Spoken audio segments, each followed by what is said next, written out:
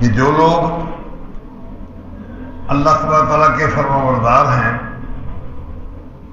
وہ، اور جو لوگ اللہ تبارک تعالیٰ اور اس کے رسول کے نافرمان ہیں وہ دونوں، کیا ان سب کا مقام ایک ہو سکتا ہے؟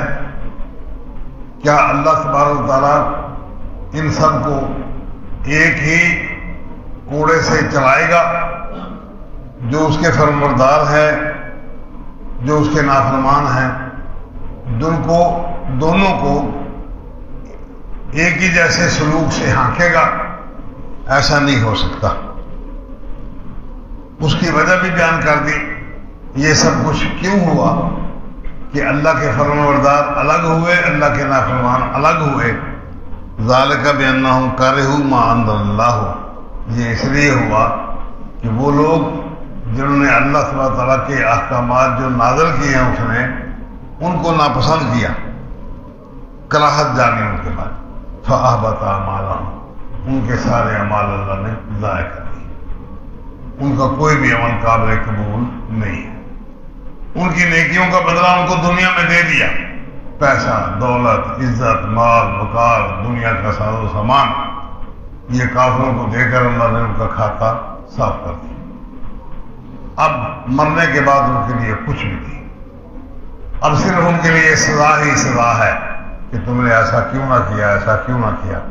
یہ ہمارے لیے عبرت کا نشان ہے کہ اللہ اور اس کا رسول صرف یہ دو ہستیاں ہیں جن کا مسلمان پابند ہو سکتا ہے یا ہونا چاہیے، یا اللہ کی طرف سے اس کی ذمہ داری ہے کہ میں ان دو ہستیوں کو مانے، ان دو کے احکامات کو چلائے۔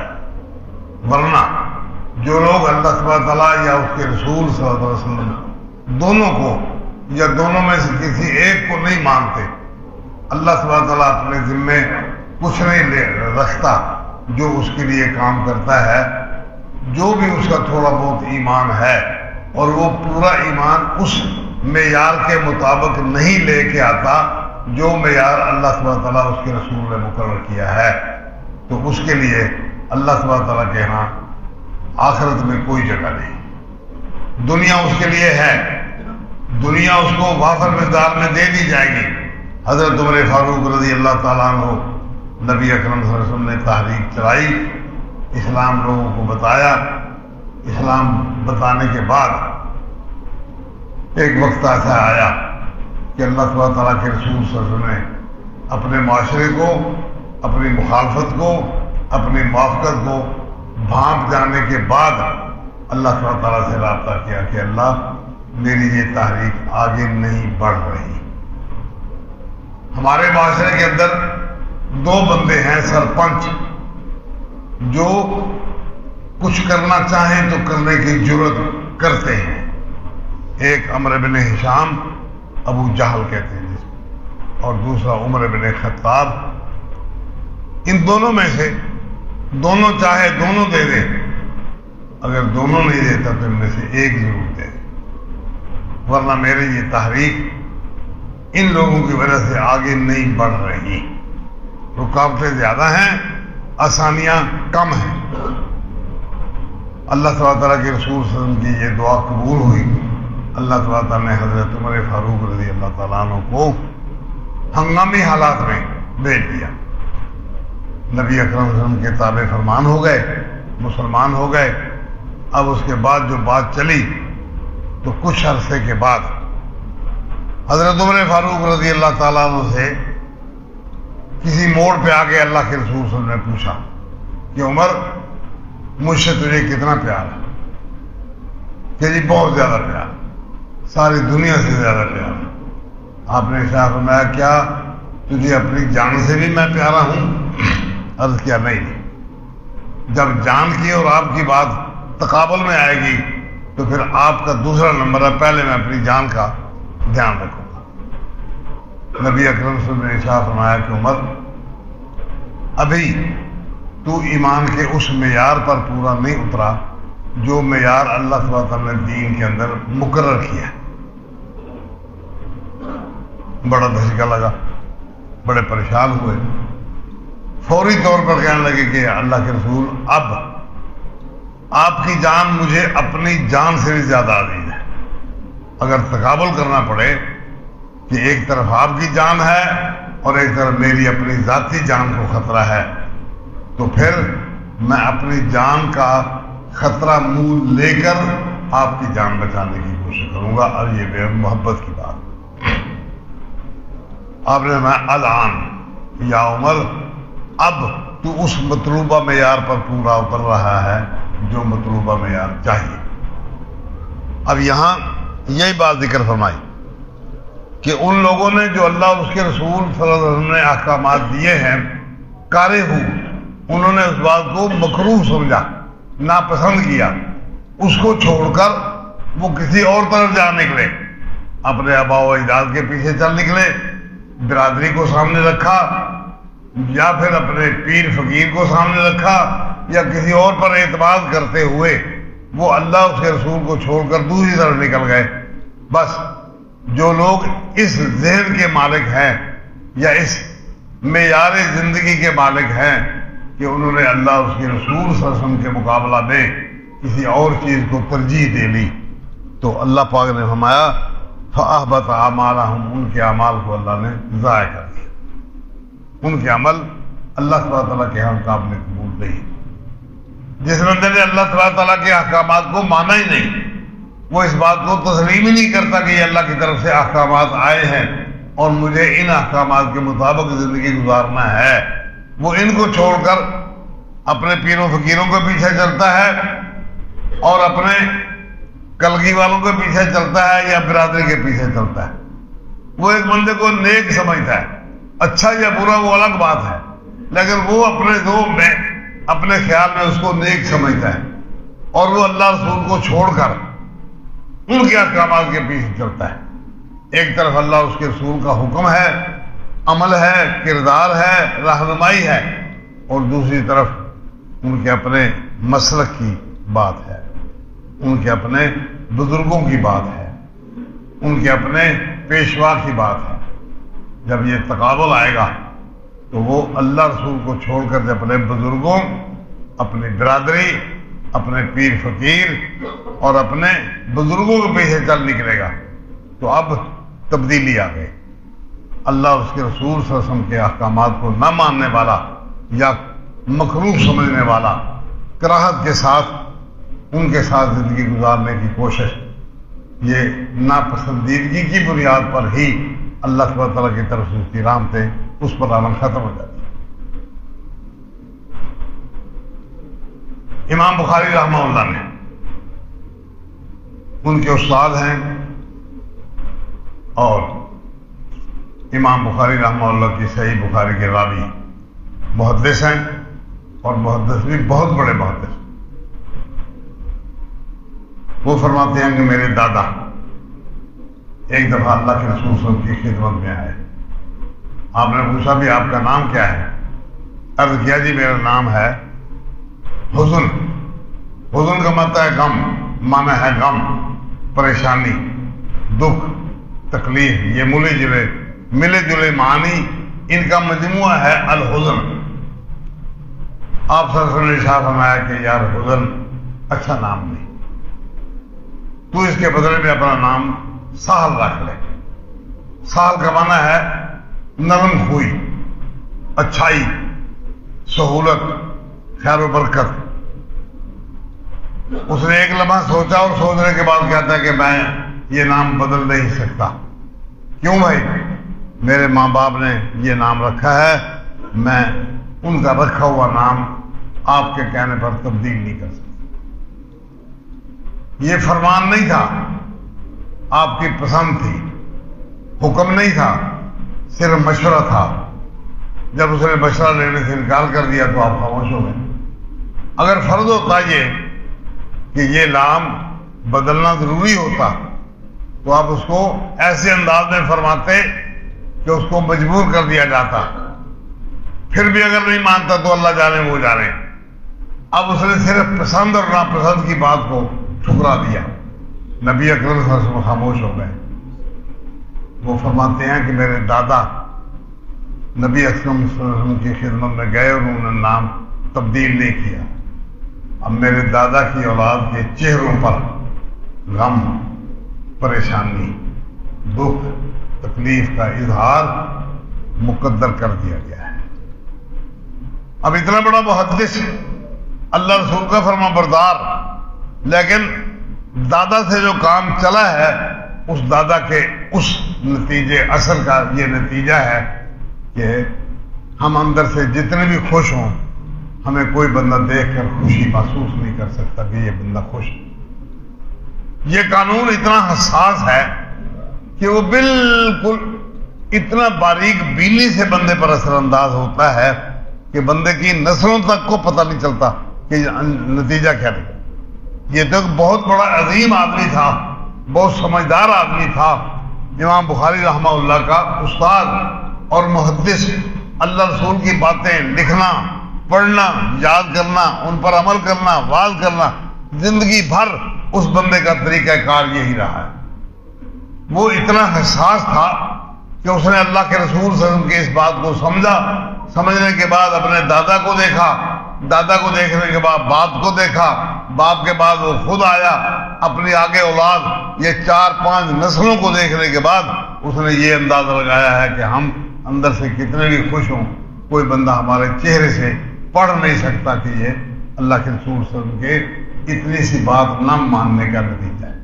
اب آپ اندازہ کریں، جب اتنا بندہ، اتنا قانون وہ حساس ہے، اتنا اللہ تعالیٰ کا قانون باریک بین ہے کہ وہ اس قدر بال کی کھال ادھیڑ کے اپنا کام، اپنا راستہ سیدھا بنا لیتا ہے، تو جو لوگ اللہ اس کے رسول اللہ فرمان ہے کیا انجام ہوگا، ان کا کیا انجام ہوگا۔ نبی اکرم صلی اللہ علیہ وسلم نے ایک بندے کو دیکھا کہ وہ بائیں ہاتھ سے کھا رہا ہے، آپ نے فرمایا بائیں ہاتھ سے شیطان کھاتا ہے۔ اب ایک لمحے کے اندر اس بندے کو انسان سے شیطان کے روپ میں لا کر اس بندے کو ادھر کھڑا کر دیا، یعنی دو ہی راستے، وَهَدَيْنَاهُ النَّجْدَيْنِ، ہم نے دونوں راستے ان کو دکھا دیے، دو ہی راستے ہیں، یا رحمان کا راستہ ہے یا شیطان کا راستہ، یا اللہ کے رسول کا راستہ ہے یا شیطنت کا راستہ ہے۔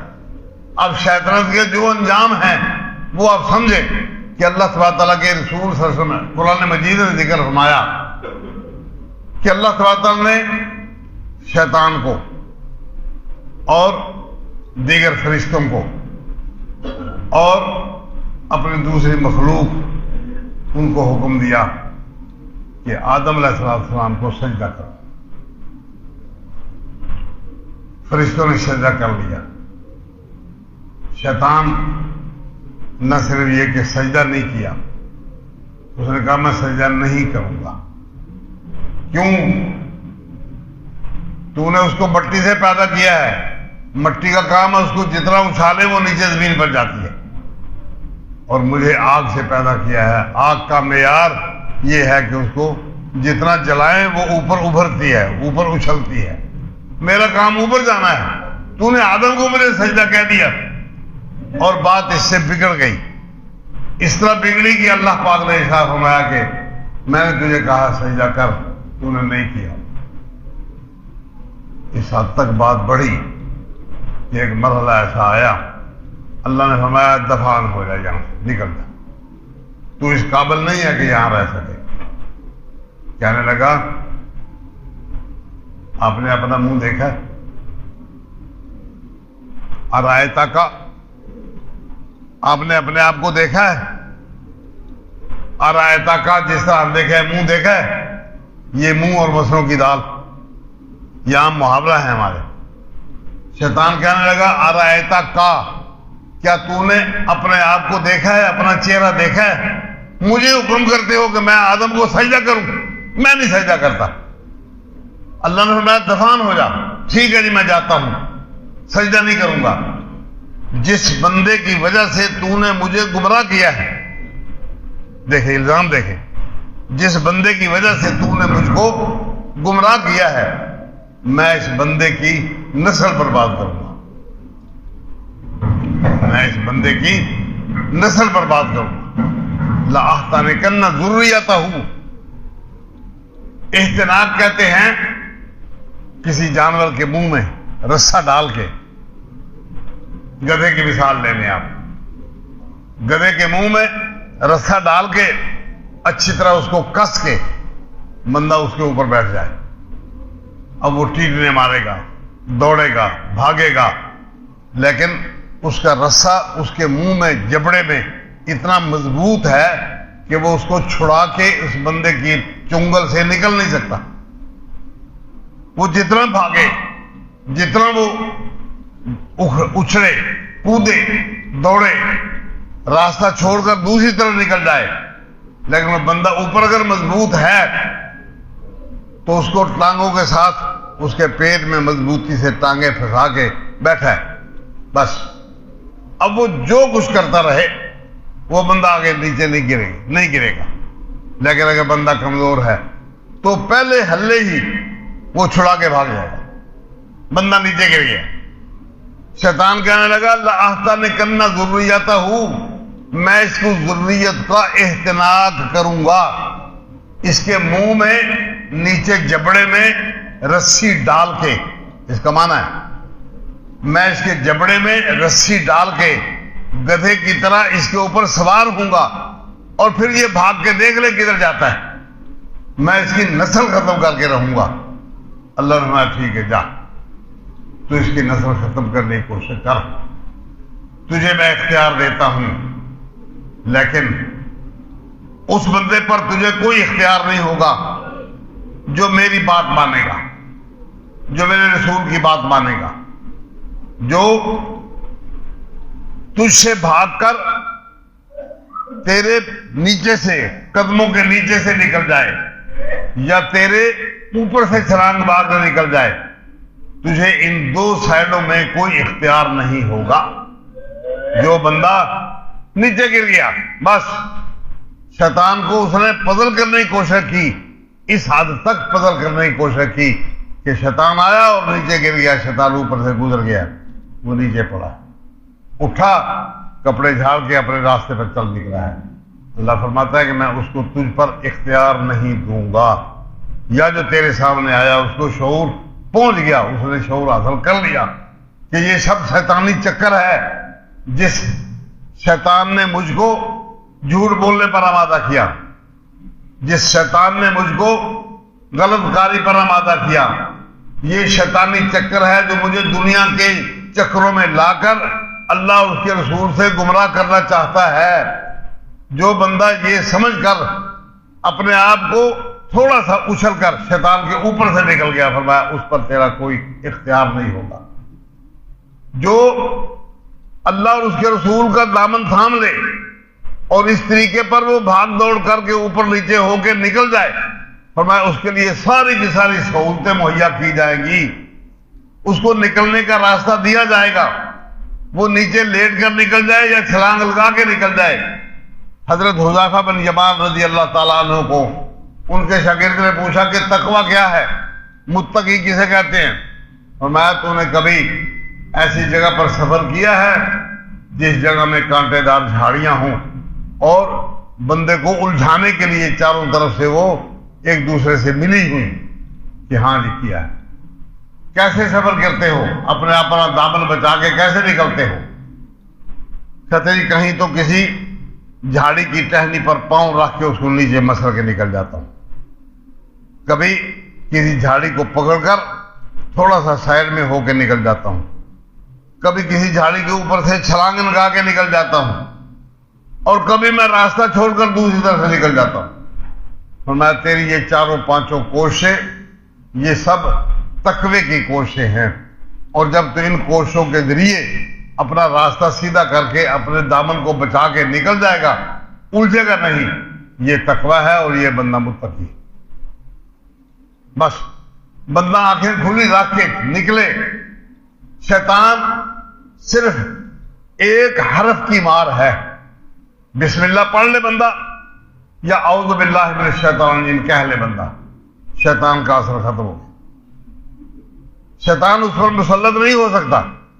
نبی اکرم صلی اللہ علیہ وسلم نے ارشاد فرمایا کہ ایک بندہ، مسلم شریف کی صحیح روایت ہے کہ ایک بندہ جب شام کو گھر میں داخل ہوتا ہے اور شام کو گھر میں داخل ہو کے وہ بسم اللہ پڑھ کے دروازہ بند کر لیتے، بسم اللہ پڑھ کے اپنا دروازہ بند کر لیا، اس کے بعد کھانا آیا تو وہ بسم اللہ پڑھ کے کھانا شروع کر دیتے۔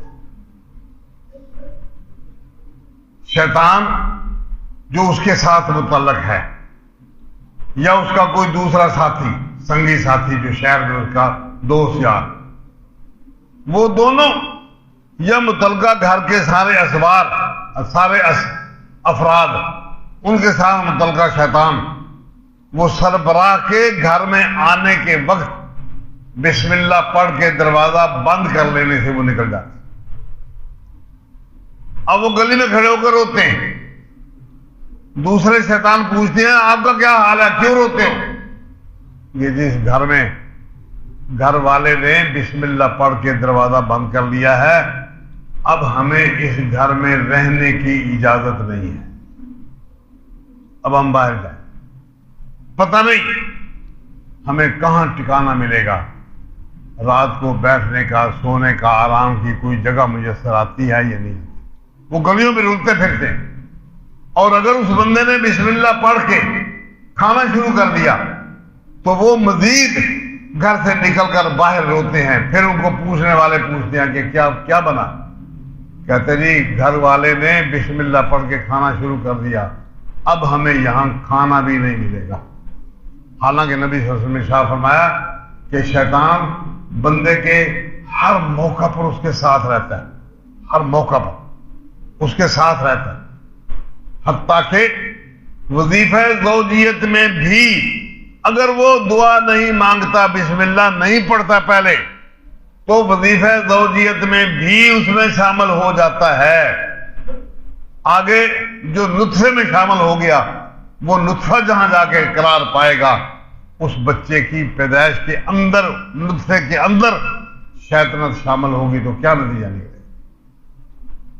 اگر بسم اللہ اللہم جنبنا الشیطان وجنب الشیطان ما رزقتنا یہ دعا مانگ لیتا ہے تو شیطان کا اثر ختم ہو جاتا ہے، شیطان کو یہ جرت نہیں ہوتی کہ وہ اس گھر میں رہے، اس گھر سے اس کو کھانا مل جائے یا اس گھر میں اس کا کوئی اثر و رسوخ باقی رہے۔ اس حد تک بس اس کی یہی حیثیت ہے، لوسی کتا، وہ ٹوں ٹوں کرے گا پیچھے، اگر آپ پتھر اٹھا لیں تو بھاگ جائے گا۔ اس کی حیثیت صرف یہ ہے، اور اتنا بڑا بنا پھرتا ہے کہ اللہ سبحانہ تعالیٰ کو سامنے ہو گیا، کہتا ہے آپ نے اپنا منہ دیکھا ہے، مجھے کہتے ہو کہ آپ آدم کو سجدہ کرو، نہیں کرتا میں آدم کو سجدہ، کر لے جو کچھ کرنا ہے۔ اب اللہ سبحانہ تعالیٰ نے اس کو مہلت بھی دے دی، جو کچھ انہوں نے مانگا دے دیا، اور راستے بھی چھوڑ دیے کہ جو بندہ شیطان کو دھوکہ دے کے زمین پر لیٹ کر نکلنا چاہے نکل جائے، جو چھلانگ لگا کے نکلنا چاہے وہ نکل جائے، دائیں بائیں سب راستے بند کروا دیے۔ اس کے امتحان کے لیے بندے کے لیے راستے کھلے ہیں۔ جس مقام پر کوئی بندہ اعوذ باللہ من الشیطان الرجیم بسم اللہ الرحمن الرحیم پڑھ کے کام شروع کر لیتا ہے، شیطان وہاں سے بھاگ جاتا ہے، کوئی تعلق نہیں۔ کھانا کھانے کی حد تک، پانی پینے کی حد تک، گھر میں رہنے کی حد تک۔ یہاں فرمایا ذالک بانہم کرہوا ما انزل اللہ، یہ اس لیے ہوا کہ انہوں نے اللہ سبحانہ تعالیٰ کا نازل کردہ احکامات ان کو ناپسند کیا ہے۔ کرہوا، کراہت کسے کہتے ہیں؟ کسی چیز کو پسند نہ کرنا۔ عمل کرتا ہے ایک بندہ، نماز پڑھتا ہے، لیکن اللہ اس کے رسول کے طریقہ کار کو ناپسند کر کے کسی اور کے طریقہ کار کو قبول کر لیتے۔ اب کتنا نیکی کا کام ہے نماز، صدقہ دینا کتنا نیکی کا کام ہے، لیکن وہ صدقہ اس معیار پر نہیں دے پاتا جو معیار اللہ کے رسول نے مقرر کیا ہے۔ حضرت ابو طلحہ رضی اللہ تعالیٰ عرض کرتے ہیں اللہ کے رسول، اللہ پاک نے فرمایا لن تنالوا البر حتی تنفقوا مما تحبون،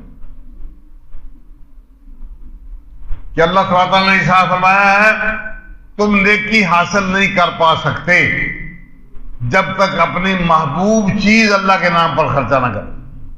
یا رسول اللہ یہ سامنے والا باغ مسجد کے سامنے والا مجھے اپنے مال میں سے بہت زیادہ پسند مال ہے، میرے لیے بڑا منفعت بخش مال ہے، اللہ کے اس فرمان کو دیکھنے کے بعد میں یہ مال اللہ کی راہ میں خرچ آپ کو دیتا ہوں، جہاں آپ چاہیں اس کو اللہ کی راہ میں خرچہ کریں۔ فرمایا ابو طلحہ یہ مال مجھے نہ دے، تو اپنے عزیز رشتہ داروں میں جو زیادہ مستحق سمجھتا ہے، حاجت مند سمجھتا ہے، آپ خود ان کو دے دیں، آپ خود ان کو دے دیں۔ اس نے اپنے بدحال میں سے باغ کو 4 حصوں میں تقسیم کر کے ایک حصہ دیا اپنے دادا کی اولاد، ایک حصہ دیا اپنے پردادا کی اولاد، ایک حصہ دیا اپنے چوتھی پیڑھی میں ایک بندے کو، اور چوتھا حصہ اسی طرح اس نے چوتھی پیڑھی میں ایک دوسرے بندے کو دے دیا۔ اب 4 پیڑھیوں تک اس کے رشتہ داری نکل آئی ہے۔ ہمیں یہ پتہ چل گیا کہ 4 پیڑھیوں تک، 4 نسلوں تک رشتہ داری قائم ہوتی ہے، اللہ اور اس کے رسول اس کو پسند کرتا ہے۔ ہمارے یہاں عام طور پر مثال مشہور ہے، پڑ پیا رشتہ کیا، دادا پڑدادا، بس پڑدادے کی اولاد تک رشتہ ہے، اس کے اوپر کوئی رشتہ نہیں۔ نبی اکرم صلی اللہ علیہ وسلم نے اس صحابی کو حکم دیا کہ اپنے رشتہ داروں کو دے دے، تو وہ چوتھی پیڑھی تک جا کے اس نے اللہ تبارک تعالیٰ کی راہ میں خرچہ کیا۔ اب اس حد تک جو بندہ اللہ تبارک و تعالیٰ کے ساتھ مل جاتا ہے، اللہ کے رسول کے احکامات کے ساتھ مل جاتا ہے، اس کو اللہ تبارک تعالیٰ کتنی برکتیں دیتا ہے، اللہ تبارک تعالیٰ کتنی برکتیں دیتا ہے، اس کا کوئی بندہ اندازہ نہیں کر سکتا، اس لیے کہ یہ غیر مرئی چیز ہے، دیکھی نہیں جا سکتی، نسلوں تک اس بات کا اثر باقی رہتا ہے۔ حضرت ام سلمہ رضی اللہ تعالیٰ عنہ نبی اکرم صلی اللہ علیہ وسلم کے ساتھ بیعت کرتے ہوئے، اسلام قبول کرتے ہوئے وعدہ کرتی ہے کہ میں نوحہ نہیں کروں گی، پیٹوں گی نہیں، کوئی مر گیا مر جائے، میں صبر کر کے حوصلے کے ساتھ اس صدمے کو برداشت کروں گی۔ چھوٹا بیٹا ہاتھوں میں فوت ہو گیا، خاوند گھر نہیں ہے، شام کو خاوند آیا، بیٹے کو کفنایا، نہلایا، دھلایا، اس کو بہتر بستر دیا، بہتر کفن پہنایا، اور اوپر کپڑا دے کے گھر میں ایک سائڈ میں ان کو لٹا دیا۔ خاوند آیا، کہنے لگا بچے کا کیا حال؟ کہتی پہلے سے اچھا ہے، پہلے سے پرسکون ہے، گھر میں اچھا کھانا پکایا،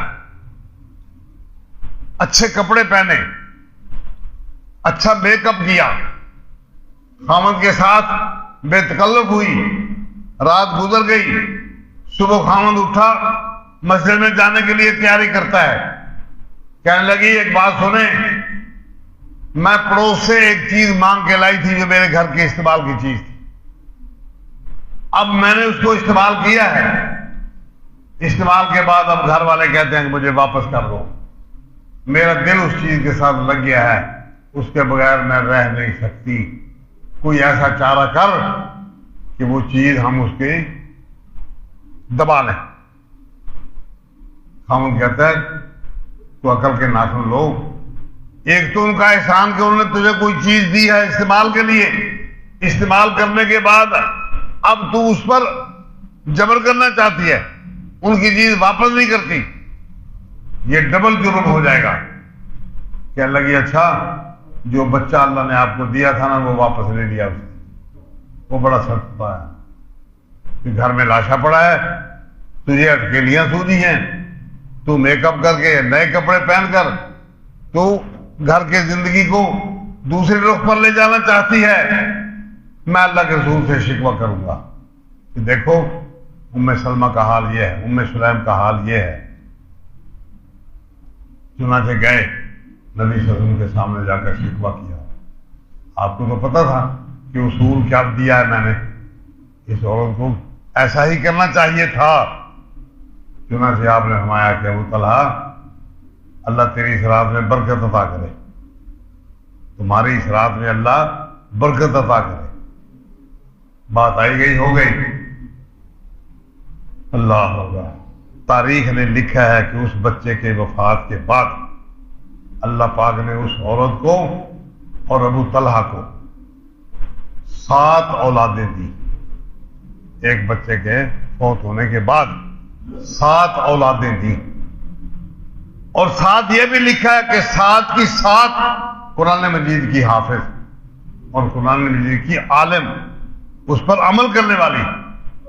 اب اس بندے کی کیا شان ہوگی جس کا ایک بچہ حافظ ہے تو قیامت والے دن اس کے سر پہ تاج رکھا جائے گا، اس تاج کی روشنی اتنی ہوگی جتنا ہمارے اس سورج کی روشنی اب چمک رہی ہے۔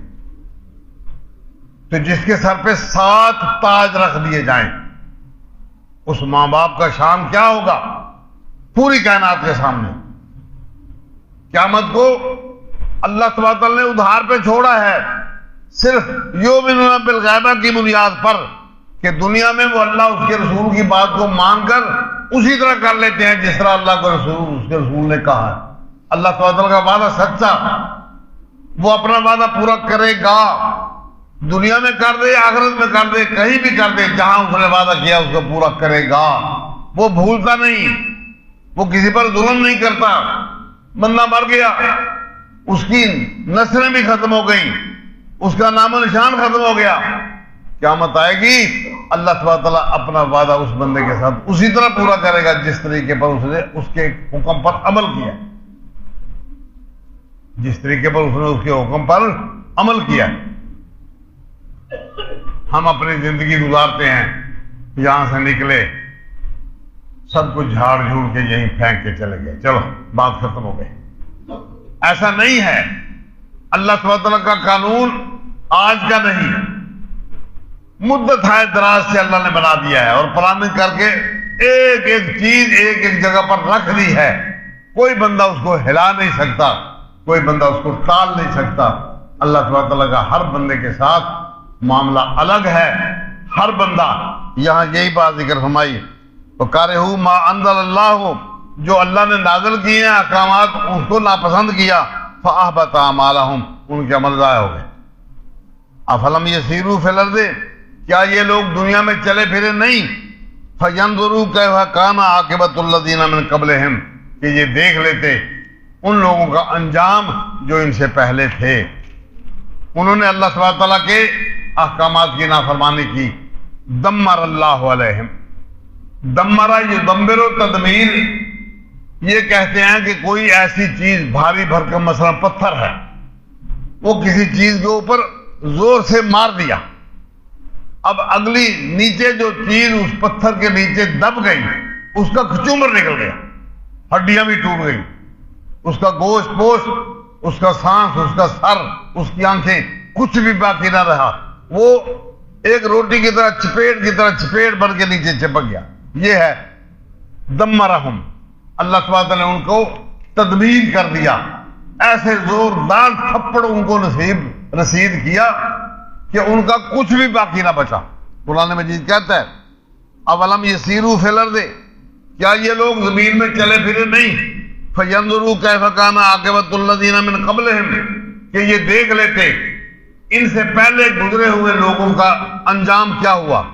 کانوا اشد منہم قوۃ، کہ وہ ان مشرکین مکہ کے مقابلہ میں زیادہ قوت والے تھے، طاقت کے اعتبار سے زیادہ پاورفل لوگ تھے۔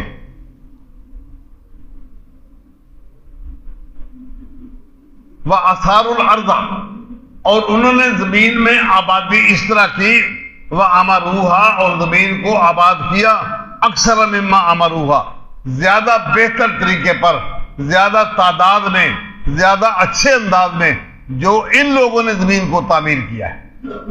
آج جس طریقے پر زمین میں تعمیرات ہو رہی ہیں، آج جس طریقے پر حکومتیں چل رہی ہیں، جس طریقے پر لوگ اپنا مقام بلند کر کے اپنے پیسے، اپنے قوت، اپنے دوست احباب کی معرفت وہ معاشرے کے اندر بلند سے بلند تر ہو رہے ہیں، پیسہ زیادہ کمایا جا رہا ہے، فیکٹریاں لگ رہی ہیں، کاروبار چل رہا ہے، زمینیں خریدی جا رہی ہیں، چودھری صاحب زمینوں پر چکر لگا رہے ہیں. وہ لوگ ان تمام معاملات میں صرف یہی نہیں کہ ہم آج سے 10 15 20 سال پہلے بیلوں سے ہل چلاتے تھے اور اب ہمارے پاس ٹریکٹر آ گئے. یہ تو ہمارے سامنے دیکھنے کی بات ہے نا کہ پہلے جو لوگ گزرے وہ اس کا معاش کا انداز یہ تھا، آج معاش کا یہ انداز ہے. قرآن مجید کہتا ہے کہ جو بھی معاشرہ دنیا میں گزرا اس سے پہلے کا معاشرہ وہ ان سے زیادہ بہتر تھا. اور آج ہم بھی کہتے ہیں کہ یہ بجلیاں، یہ کاریں، یہ کوٹھیاں، پہلے لوگ جو دنیا سے ہو گزرے ہیں ہمارے آباء و اجداد، وہ زیادہ پرسکون تھے، وہ زیادہ سیر ہو کے کھاتے تھے، ان کو زیادہ اچھا ملتا تھا اور زندگی بڑی پرسکون تھی. آج زندگی کا سکون وہ نہیں رہا. حالانکہ آج جو زندگی کا انداز ہے پہلے کے بادشاہوں تک کو یہ نصیب نہیں ہوا جو ہماری معلومات میں ہے.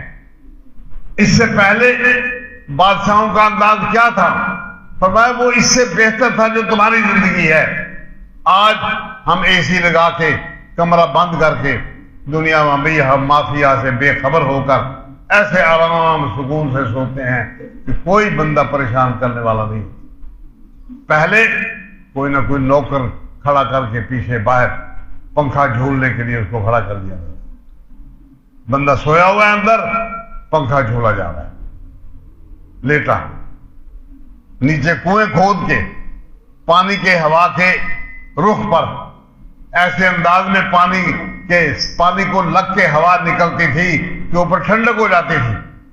کنویں اندر وہاں بچھا کے چٹائیاں لوگ لیٹ جاتے تھے، ٹھنڈک ہوتی تھی. آج ٹھنڈک کا اور انداز ہے. اسی طرح وہ لوگ بھی اپنی ٹھنڈک کا انداز اور بناتے تھے، اور زیادہ بنتا تھا. ہماری اپروچ صرف اسی ٹھنڈک تک ہے جو پانی کے ذریعے، جس طرح ہمارے لاہور شہر کے قلعے کے اندر کنویں تھے اور بادشاہوں کے آرام و سکون کی جگہ تھیں، آج اس سے کہیں زیادہ ہیں. اور آئندہ آنے والے کل اللہ بہتر جانے اس سے بھی زیادہ کہیں ملیں گے. یہ اللہ تعالیٰ کا طریقہ کار ہے کہ وہ دنیا میں اٹھاتا ہے لوگوں کو، ایسا ایسا ترقی دیتا ہے، اور پھر وہ ترقی کرتے کرتے اخیر ترقی ہو جاتی ہے، سب کوئی ملے میٹ ہو جاتی ہے. اللہ بہتر نہیں آج اس کے بعد کیا ہوگا. ہمارا معیار زندگی پہلے کے مقابلے میں بہت اچھا، ہمارا معیار گناہ پہلے کے مقابلے میں بہت اچھا، بہت زیادہ بہتر. اب اس کا انجام کیا ہونے والا ہے اللہ بہتر جانتا. پہلے بدمعاشی کم تھی، لوگ ڈرتے تھے. ہم ان لوگوں کو جانتے ہیں جن کے گاؤں میں کبھی کوئی بندہ ننگے سر چلنے کی جرت نہیں کرتا تھا. ننگے سر پورے گاؤں میں چلنے کی جرت نہیں ہوتی تھی. اور کسی بچی کو چھیڑنا بہت دور کی بات تک کرنا بھی ممکن نہیں ہوتا تھا. لیکن اب معیار گناہ بھی الگ ہے. گھر بیٹھے ٹیلی فون کے ساتھ موبائل کے ذریعے رابطے ہوتے ہیں، گھر بیٹھے ہی سب کچھ ہو جاتا ہے. ماں باپ کو کانوں کان خبر نہیں ہوتی. جس طرح ترقی بڑھی ہے، نیکیوں میں بھی ترقی بڑھی ہے، برائیوں میں بھی ترقی بڑھی ہے. اس ترقی کا انجام کیا ہونے والا ہے؟ اس ترقی کے انجام سے بچنے کے لیے اللہ تبارک تعالیٰ کے رسول صلی اللہ علیہ وسلم نے ارشاد فرمایا کہ تمام انبیاء علیہ السلام دنیا میں آئے، انہوں نے دجال کے فتنہ سے ہر بندے کو، اپنی امتوں کو محفوظ رہنے کی کوشش بتایا. اب دجالی فتنہ ہمارے آنکھوں کے سامنے ظاہر ہو رہا ہے، ظاہر ہو چکا ہے.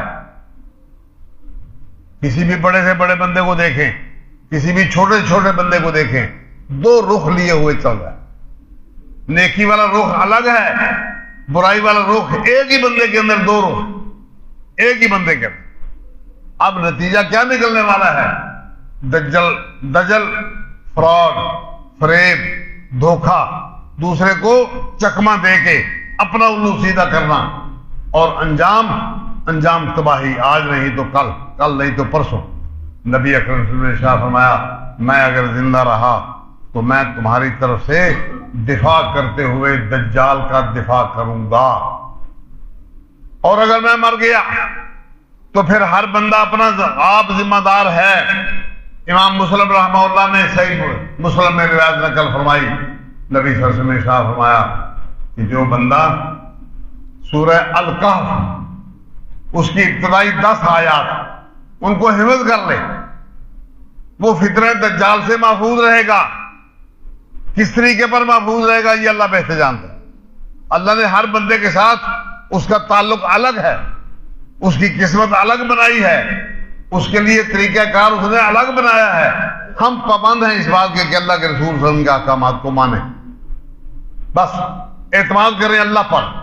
وَمَن يَتَوَكَّلْ عَلَى اللَّهِ فَهُوَ حَسْبُهُ، یہ نہ دیکھیں کہ آج نماز پڑھنے سے ہمیں دن بھر کوئی فائدہ نہیں ہوا، آج ہماری گاہکی کم ہو گئی، ہم نے جماعت کے ساتھ نمازیں پڑھی، گاہکی کم ہو گئی، ٹائم زیادہ گزر گیا، پیسے کم ملے، یہ کوئی بنیاد نہیں ہے، یہ کوئی بنیاد نہیں۔ ہمیں اعتماد کرنا ہے اس بات پر جس بات کو دیکھ کر ہم نماز کے لیے چلے ہیں۔ وہ بات کیا ہے؟ دنیا زیادہ مل جانا، کم مل جانا، یہ کوئی بنیاد نہیں، نہ اس بندے کی نیکی کی بنیاد ہے، نہ اس بندے کے اللہ تعالیٰ کے ہاں قبولیت کی بنیاد ہے۔ بنیاد یہ ہے کہ اللہ کا حکم کس قدر اس نے مانا، کتنا چھوڑ دیا، یہ ہے بنیاد۔ اس لیے یہاں فرمایا کہ انہوں نے زمین کو آباد کیا بہت زیادہ بہتر انداز میں جو ان لوگوں نے آباد کیا۔ وجاءتہم رسلہم، اور ان کے پاس ان کے رسول آئے بالبینات، کھلے کھلے دلائل لے کر۔ فما کان اللہ لیظلمہم ولکن کانوا انفسہم یظلمون، اللہ تبارک تعالیٰ نے بالکل ان کے ساتھ ظلم نہیں کیا، لیکن یہ لوگ آپ اپنے ہاتھوں اپنے اوپر ظلم کرنے والے ہیں، اپنے ہاتھوں۔ اس نے ایک اصول قاعدہ بنا دیا، جب کوئی بندہ اس قاعدے کو چھوڑ کر دوسری طرف نکلے گا اس کی ٹانگ ٹوٹے گی، اس کا نقصان ہوگا۔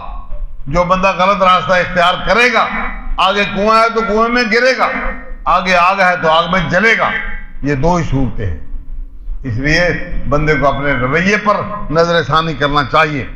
سورہ عنکبوت میں اللہ پاک نے ارشاد فرمایا، اللہ اکبر، ورسلا، اور رسول ہم نے ان کو بھیجوایا، اخذناہم، ہم نے ان کی قوموں کو پکڑ لیا، بذنوبہ، بذنبہ ہی، ہر بندے کو، ہر قوم کو اس کے گناہوں کے سبب ہم نے گرفتار کیا۔ فمنہم من ارسلنا علیہم حاصبا، کچھ تو ایسے تھے کہ ان پر ہم نے تیز آندھی بھجوا دی۔ ومنہم، اور ان میں کچھ ایسے تھے اخذتہ الصیحۃ، ان کو تیز آواز نے آن پکڑا۔